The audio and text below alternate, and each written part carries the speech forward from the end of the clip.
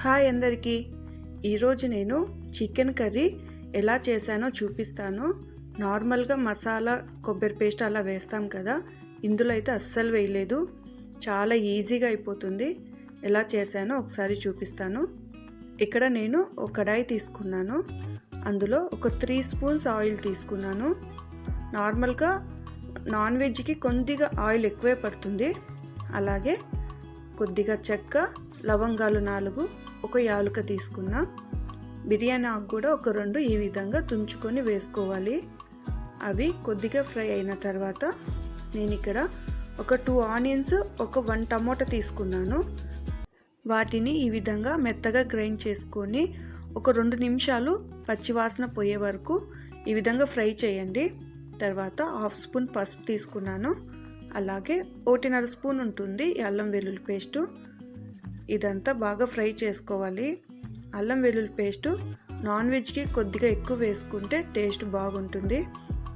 నేను మూత క్లోజ్ చేసుకొని ఒక 2 నిమిషాలు మీడియం ఫ్లేమ్లో ఫ్రై చేశాను. త్వరగా ఫ్రై అయిపోతుంది కదా, అందుకని నేను మూత క్లోజ్ చేశాను. చూసారు కదా, ఆయిల్ మొత్తం సపరేట్గా వచ్చేసింది. ఇక్కడ నేను ఒక 1/2 కేజీ తీసుకున్నాను చికెన్ని బాగా కడిగి కొద్దిగా ఉప్పు, పసుపు వేసి కొద్దిసేపు అలా ఉంచేయండి. దానివల్ల ముక్కలకి బాగా ఉప్పు పడుతుంది. ఈ విధంగా మొత్తం మసాలా కలిసే విధంగా ఫ్రై చేసుకోండి. ఎప్పుడైనా సరే చికెన్ని మీడియం ఫ్లేమ్లో ఉడికిస్తే ఆ ముక్క అనేది సాఫ్ట్గా ఉడుకుతుంది. ఇక్కడ 1 స్పూన్ కారం, అలాగే 1 స్పూన్ ధనియాల పొడి తీసుకున్నాను. ఇవన్నీ ఒకసారి ఈ విధంగా కలుపుకోవాలి. నేను ఇక్కడ కారం 1 స్పూనే తీసుకున్నాను. మీకు కావాలంటే కొద్దిగా ఎక్కువ తీసుకోండి. నాన్ వెజ్కి కొద్దిగా కారం వేస్తేనే టేస్ట్ బాగుంటుంది. ఇది ఇంట్లో పట్టించిన కారం కదా, కొద్దిగా కారం ఎక్కువ ఉంది, అందుకే నేను 1 స్పూన్ వేశాను. నార్మల్గా మనము చికెను చాలా రకాలుగా చేసుకుంటాం కదా, ఇది మాత్రం చాలా సింపుల్గా అయిపోతుంది.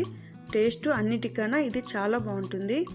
ఇక్కడ 1 స్పూన్ గరం మసాలా, అలాగే 1 స్పూన్ చికెన్ మసాలా ఉంటుంది కదా ఆచి, అది తీసుకోండి. 1/2 స్పూన్ మిరియాల పొడి తీసుకున్నాను. ఇది మొత్తం ఒకసారి కలుపుకోవాలి.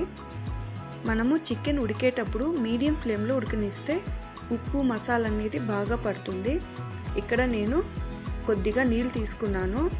అంటే ఒక ముక్కలు మునిగే వరకు తీసుకోవాలి అంతే, మరీ ఎక్కువ తీసుకోకూడదు.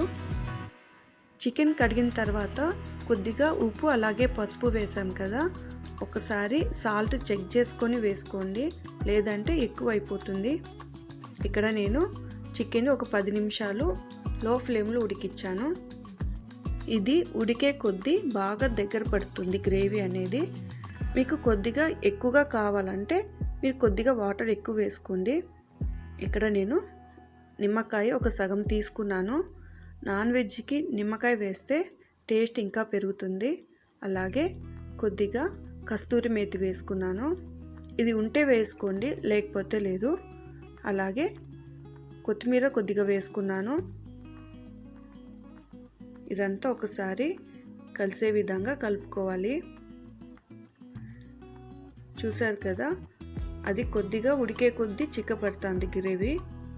ఇది చపాతీకి, అలాగే బిర్యానీ, రైస్కి, సంగటికి, ఏ దానికైనా సరే చాలా బాగుంటుంది. ఇది చేయడం కూడా చాలా ఈజీ. మీరు కూడా ఒకసారి చేసి చూడండి, ఖచ్చితంగా నచ్చుతుంది. మీకు ఈ వీడియో నచ్చితే లైక్ చేయడం మర్చిపోద్దండి.